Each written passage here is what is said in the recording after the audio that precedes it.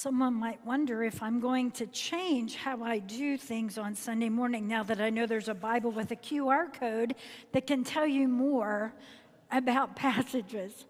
But I love that idea. I love the idea of being able to further explore the meaning of the words that we read. On this President's Day weekend, I tend to try to find ways to talk about leadership. And the year that Hamilton came out, I used words from Hamilton and compared the words of, my microphone is caught if you wonder what I'm doing, the words of King George versus the words of George Washington and different kinds of leadership. So I always look for something, and this year with all that's happening and the emphasis on Black History Month in our church, I was drawn to this story about Philip and the Ethiopian. But I want to offer you a little bit of a backstory first. Way back in the last century, in the last millennium, I was working on a master's degree in religious education at Oklahoma City University. And the opportunity came to finish my program with a trip to Israel that would fulfill the final 3 hours of the degree. And it wasn't going to be one of those, and please don't think I'm knocking them, it wasn't going to be one of those come and walk where Jesus walked tours. It was going to be working with the Jerusalem Center for Biblical Studies. It was going to be lectures. My professors were going to be traveling with us, classmates. The woman who endowed the School of Religion, you always wanted to get in good with her. And so I figured out a way to do that. I found the money, and I thought, this is something I'm never going to get to do again. And I was right. It's never happened again, and I would love to do that again at a time when it's safer. But one of the things that has stayed with me for 30 years was when we were at the Church of the Holy Sepulchre in Jerusalem. And we were taken to the roof.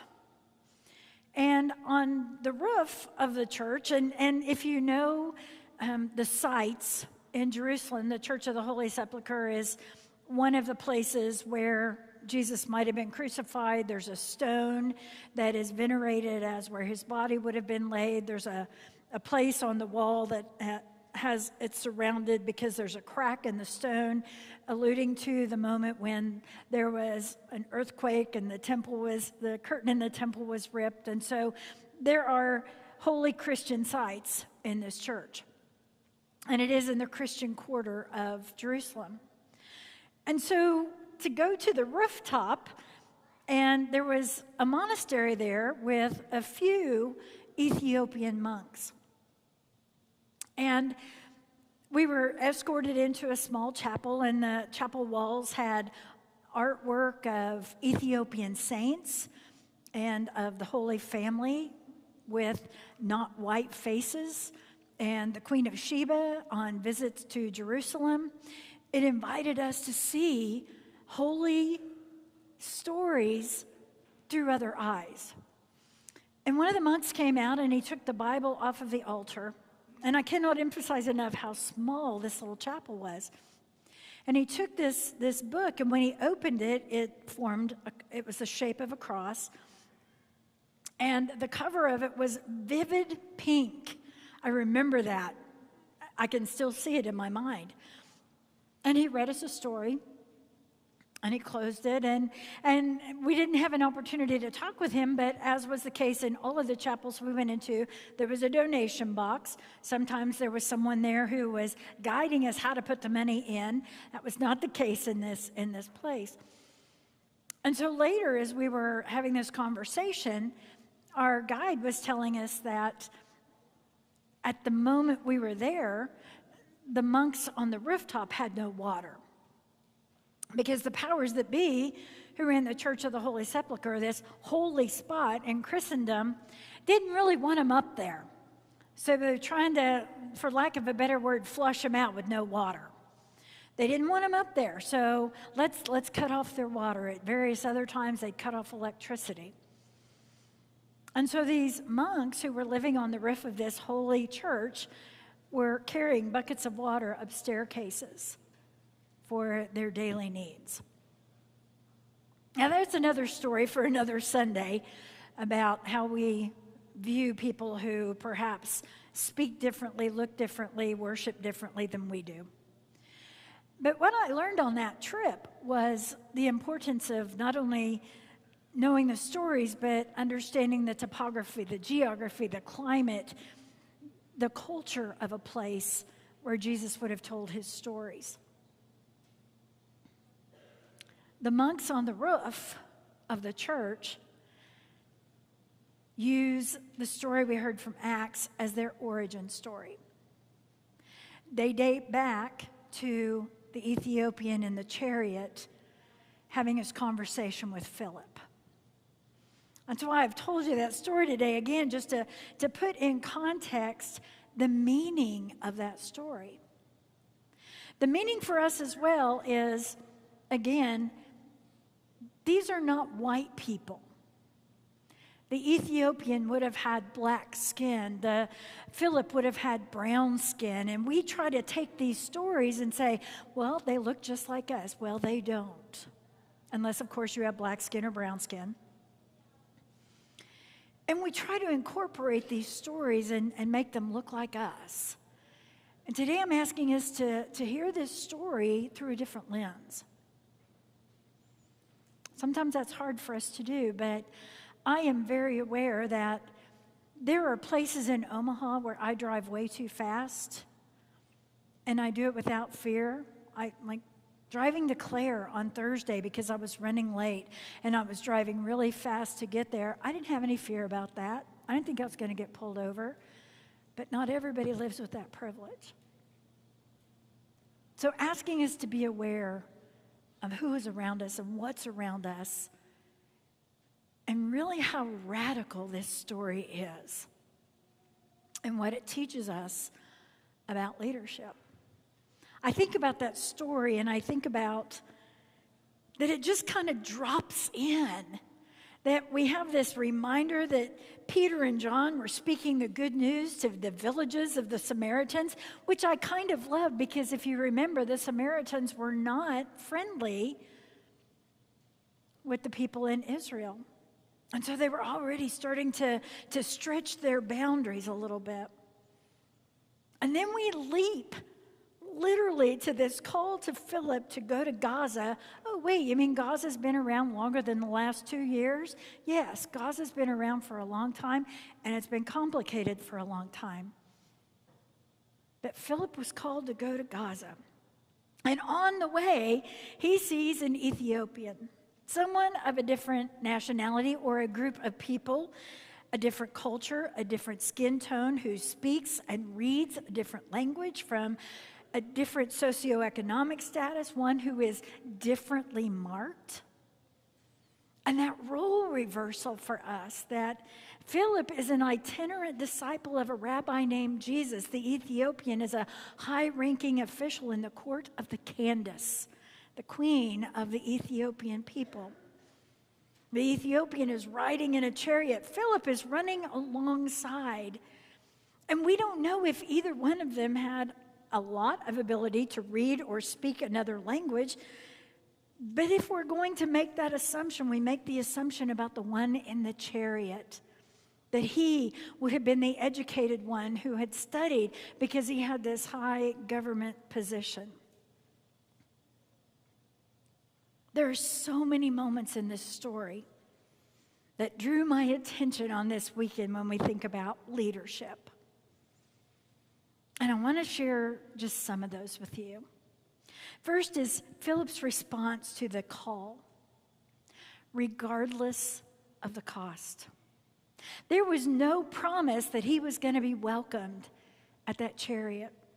There was no guarantee that he was going to be safe as he approached. And he could have said no, but he didn't. He could have had a Jonah moment.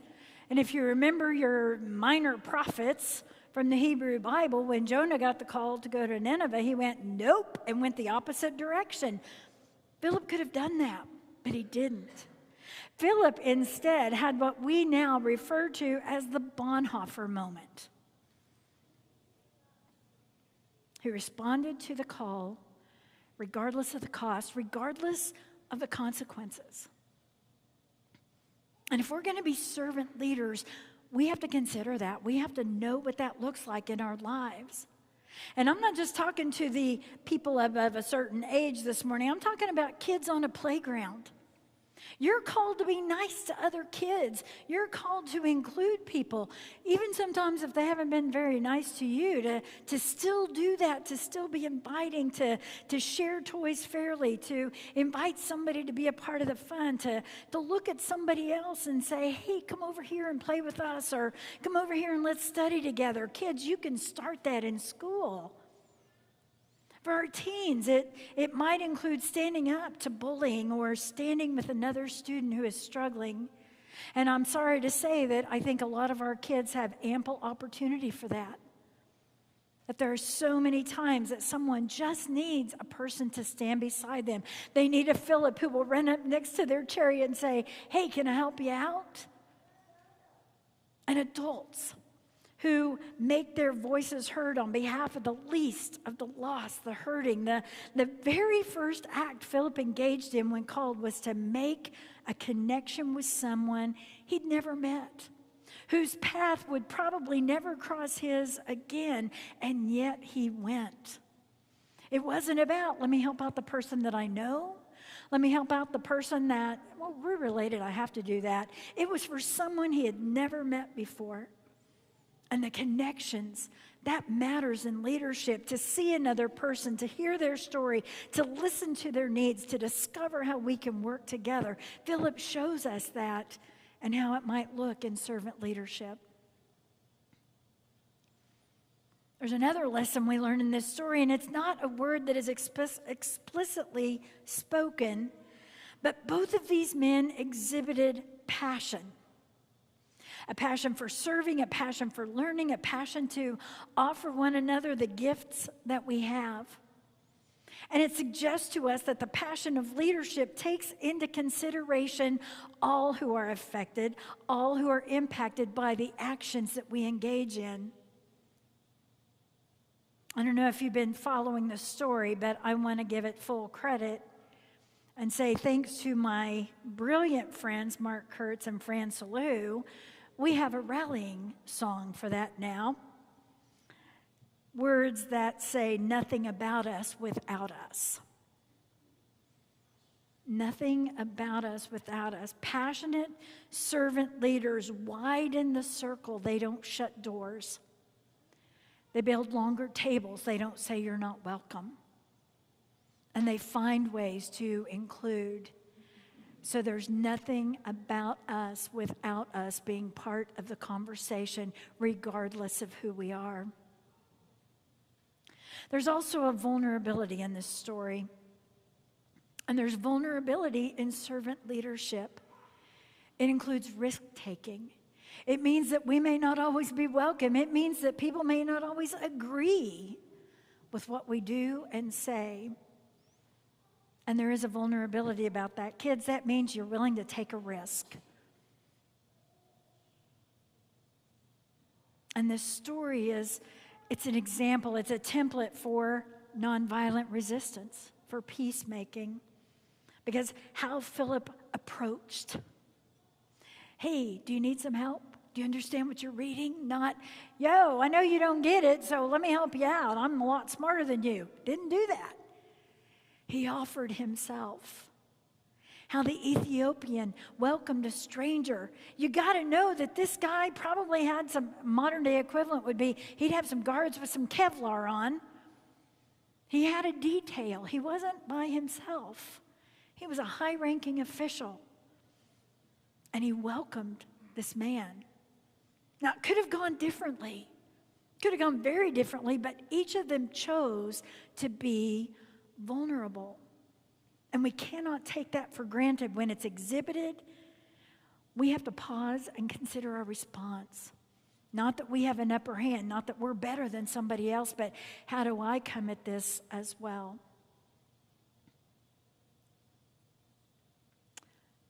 It's a thing of beauty that we had a baptism today for many reasons. Sweet baby girl, sweet baby. And we talk about, do you reject evil? Do you accept the freedom and power to resist evil, injustice, and oppression? And do we promise to serve in union with the church that Christ is open to all nations, ages, races? And our list goes on in this church. And when we nurture children. All of that is part of the servant leadership we take on in our faith. It's why we answer the call. It's why even though sometimes there are consequences, we're going to keep answering the call to be who God calls us to be. To go down what are sometimes wilderness roads. To look at another person who perhaps has a different skin tone or that comes from a different culture and not see an enemy, but see a friend, a companion, an equal on the journey. That's the kind of leadership we in the church provide. That's who we are called to be. That's the servant leadership Jesus demonstrated. And so when he called his friends together for a meal, the only meal he hosted in the Gospels, his servant leadership in that moment told us who we're supposed to be, showed us how we're supposed to be.